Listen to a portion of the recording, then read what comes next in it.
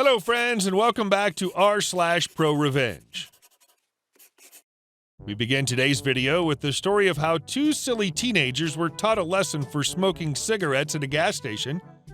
But before we begin, don't forget to subscribe to our channel if you're new here and turn on notifications so you don't miss a new video every single day. Here we go.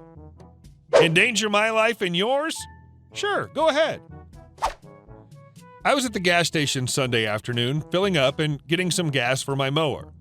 As I'm setting the can on the ground and getting ready to put gas in it, two college-age boys walk past, not 5 feet away, smoking cigarettes. I pointed out that this is really dangerous at a gas pump, especially when someone is pumping into a can rather than into the tank. And would they please put out their smokes or move a good distance away? They laughed and told me to mind my effing business. They stroll on, and I see them getting into a van with the name of a local Methodist church on it, along with some other youths. I recognize the name of the church, and sure enough, lo and behold, out of the convenience store comes strolling the youth pastor who went to high school with me and grew up attending the same Methodist church I did. I hollered, "Hey Reggie, how's it going?" Youth pastor Reggie comes over and says, "Hi." We shoot the breeze for a minute. Then I tell him about the two idiots who walked past smoking and told me to mind my own effing business. Reggie gets a look on his face like a cloud turning into a thunderstorm. He strides off to the van, and a few minutes later, he comes back with the two idiots. They look like they've had the fear of God put in them. They shamefacedly apologize to me, looking at the ground the whole time. When they're through, Reggie says, "You guys were smoking in the church van, right? Give me your cigarettes." They each hand over an opened pack of ciggies, which Reggie proceeds to field strip into the garbage can right in front of them. "No smoking on church outings, ever. Get back in the van." They slouched off and got in the van. I shook Reggie's hand and thanked him. He said, "No problem. I enjoyed that at least as much as you did. Those two are the biggest a-holes in the group, and I love having a reason to bless them out. Have a good one." And our second story. You told us to. I work for a company that provides people who work in food service roles to other businesses. Basically, if, for example, McDonald's doesn't want to hire people to work for them directly, then they would hire my company to bring in people to work at McDonald's. This way, the people are on my company's payroll and not McDonald's. My company has me and my supervisor working inside a small convenience store-like area in a college campus. We have coffee, ready-made sandwiches that are delivered to us every day, and even soup available to the students. Now, for our area, we get the same kids coming in every day, since we're their only food source besides a vending machine within walking distance. So my supervisor and I quickly figure out how much the kids will eat of what and make our order accordingly. Of course, there's some fluctuation in what's consumed, but we're fairly accurate on ordering, so there's not much food waste. One day, the director, who is our manager's boss, decided that we don't have enough sandwiches in our fridges for the kids to eat.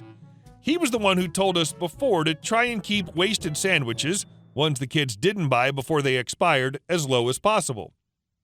Now he tells my supervisor to double the amount of sandwiches ordered so the shelves look full so we can sell more. We try to tell him that by doing so, the amount of sandwiches that will expire and therefore be wasted will dramatically increase, which means that we'll be losing more money. He tells us to do it anyways and that it'll be fine. So my supervisor shrugs her shoulders and does it. In the next few days, the increased amount of food starts to show up, and the fridge is full. We stuff it more full than a pickle jar, and we still have extra left over. So all we can do is put the extra in the back fridge that we use to store the extra drinks and food that have to stay refrigerated. Despite assurances that it'll all be fine, all was not. The extra food piled up quickly, and due to the way the sandwiches are made, we're not allowed to keep them longer than 2 days. Food waste soars as the kids, despite having a full fridge of extra sandwiches to choose from, in fact, did not buy all that food. Any extra that may have been bought did not offset the money wasted from the expired food. Usually when we ordered food, there were no more than 10 sandwiches left over by the end of the day. Those left over would be bought usually before the next day's shipment came in, so we had normally very little that expired on us. Due to the increase of sandwiches, we now were dealing with close to 20 to 30 expired sandwiches a day. This went on for 2 weeks. The next time the director showed up, he had his boss, the head director, with him, along with other people high up in the corporate chain. They showed up when I was working alone, and it seemed the director was giving the other higher-ups a tour of our area since he didn't even acknowledge that I was there. This didn't bother me since I know the ways of higher-ups, and when they're discussing business, counter monkeys like me are less than invisible. I don't really care for this director since he's too hands-on and acts like he only knows what he's doing while giving out orders that tend to contradict other orders that he gives. Yet when we try to communicate with him about rules or concerns, it's a one-way street. He also tends to make promises that never happen, which ticks off a lot of people under him. So as he's talking to the higher-ups, he suddenly calls out to me, "Hey, Redacted, why do you have so many sandwiches left over and wasted from the last 2 weeks?" Knowing that things would end up bad for me later if I outright threw him under the bus with his bosses present, I decided to be tactful and give him a chance to change the subject.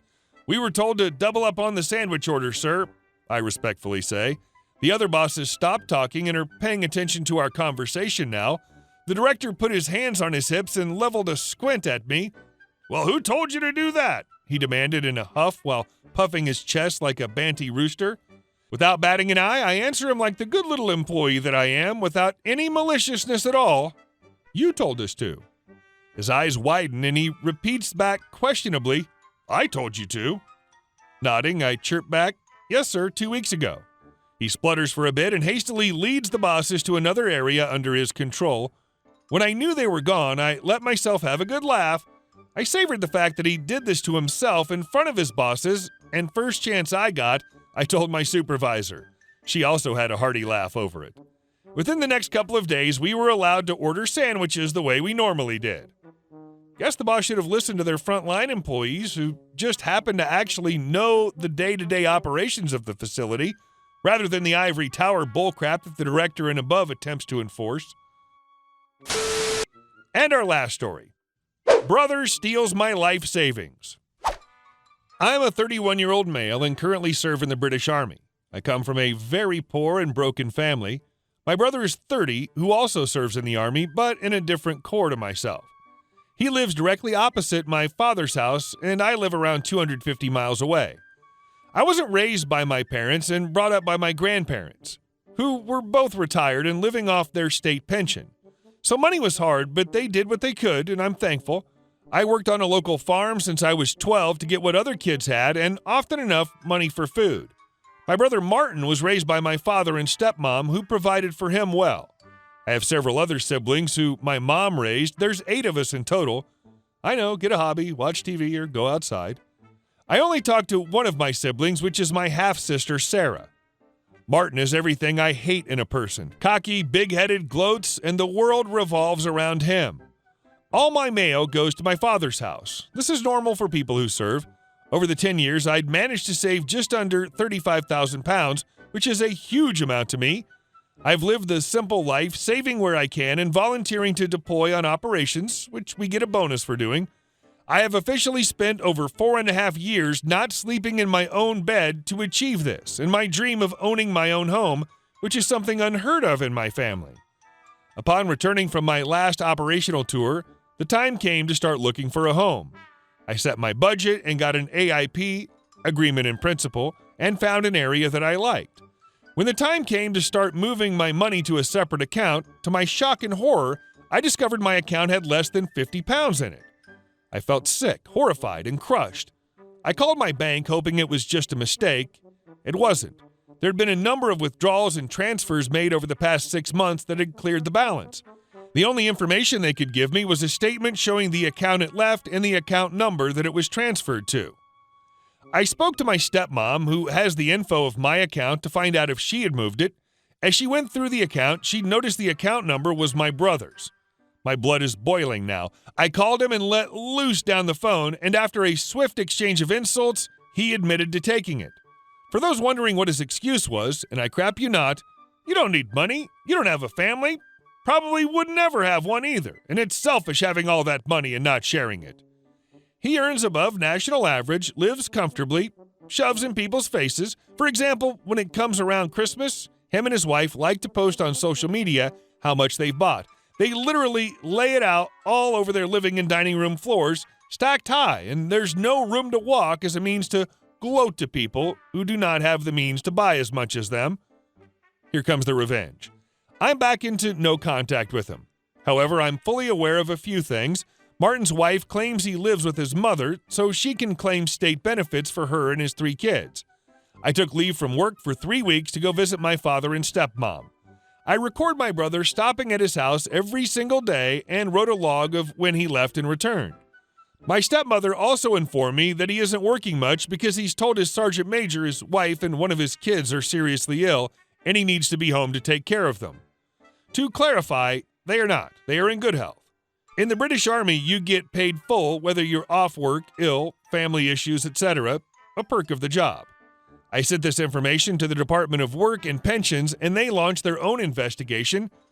Aside from being a benefit thief, I then call his sergeant major after a discussion and a few emails of a linked social media, which is covered in videos of Martin and his wife always drinking, partying, and a lot of geotagging. He's then called back to work immediately. From what he's told my dad, he was given a 2-year promotion ban and an 1,800-pound fine. I don't know how long he'd been doing this for.